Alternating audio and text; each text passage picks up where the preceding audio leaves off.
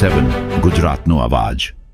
નમસ્કાર દર્શક મિત્રો, i7 ન્યૂઝ ગુજરાતીની સાથે હું છું આપની સાથે પાયલ બામભણિયા। તો જોઈએ આજના મહત્વના સમાચાર। ધાનપુર તાલુકાના ડુમકા ગામે ફરીવાર ભ્રષ્ટાચારનું ભૂત વળગ્યું। ભ્રષ્ટાચાર રમણે ચડ્યો। મળતી માહિતી મુજબ ધાનપુર તાલુકાના ડુમકા ગામમાં વિકાસના નામે ફરી એકવાર ભ્રષ્ટાચાર સામે આવ્યો હોવાનું લોકમુખે ચર્ચાઈ રહ્યું છે।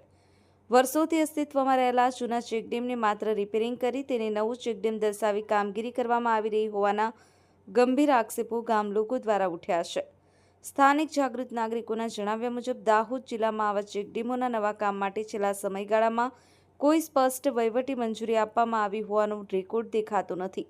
તેમ છતાં ડુમકા ગામમાં આ પ્રકારનું કામ કેવી રીતે શરૂ થયું તે અંગે અનેક સવાલો ઊભા થયા છે। હવે મુખ્ય પ્રશ્નો આ રીતે સામે આવી રહ્યા છે। શું આ કામની ધાનપુર તાલુકા વિકાસ અધિકારી ટીડીઓને અને તાંત્રિક સ્ટાફને જાણ છે કે જાણ બહાર આ કામગીરી ચાલી રહી છે? તે એક તપાસનો વિષય બન્યો છે। શું આવા કામો અંગે જિલ્લા વિકાસ અધિકારી ડીડીઓને કોઈ માહિતી છે ખરી? કોની રહેમ નજર હેઠળ ધાનપુર તાલુકામાં આવા કામો ચાલી રહ્યા છે? છેલ્લા 2 વર્ષથી તાલુકામાં કોઈ નવી વહીવટી મંજૂરી ન હોવા છતાં આ કામો આવ્યા ક્યાંથી? અને સૌથી મહત્વનું કે આ કામોની મંજૂરી કોણે આપી? આ તમામ પ્રશ્નો સાથે ડુમકા ગામનો ચેકડેમ મુદ્દો હવે તપાસની માંગ કરી રહ્યા છે। જો તાત્કાલિક રીતે તટસ્થ તપાસ નહીં કરવામાં આવે તો આવનારા દિવસોમાં ગ્રામજનો અને જાગૃત નાગરિકો દ્વારા ઉગ્ર વિરોધ અને ઉચ્ચ કક્ષાએ રજૂઆત થવાની શક્યતા પણ વ્યક્ત કરવામાં આવી રહી છે કે પછી તપાસના સબસલામતના ગાના ગાતા રહેશે તે જોવું રહ્યું।